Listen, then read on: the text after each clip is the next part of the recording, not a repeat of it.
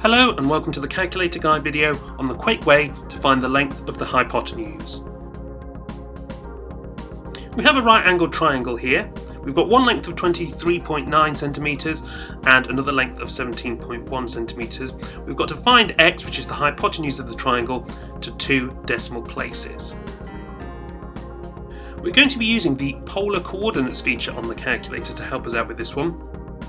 Now, polar coordinates can be accessed by using the shift function and pressing the plus or the addition sign. So shift and plus, and then we should see pole written out here. And we're going to input the first length, 23.9, and then we need to insert a comma by pressing shift and right bracket or parenthesis, and that should put a comma. And then we want the length that's perpendicular to that, which in this example is 17.1 centimetres.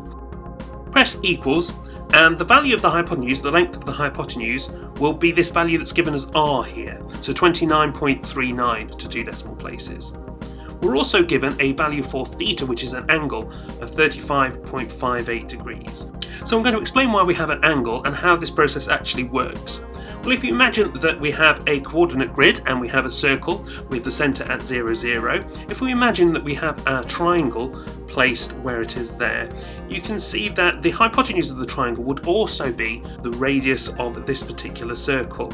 And you can imagine the red point that we have there is actually at the coordinate 23.9, 17.1. Now, what the calculator is doing is changing those coordinates to polar coordinates, which consist of a radius and the angle which is subtended at the x-axis. So that's where this particular angle comes in. You can see it there on the diagram. And the radius of the circle will be the same as the hypotenuse of that particular triangle. So if we know a little bit about polar coordinates, there is a sneaky method there that we can use to find the hypotenuse of a right-angled triangle. Of course, a more familiar method that you should know is to use Pythagoras' theorem. The quickest way to input that is to have a square root. We want the square of one side, 23.9 squared, plus the square of the other side, 17.1 squared. And here again we have the length of our hypotenuse, 29.39 to 2 decimal places. That's it for this video. Thank you for watching. I'll see you next time on the Calculator Guide.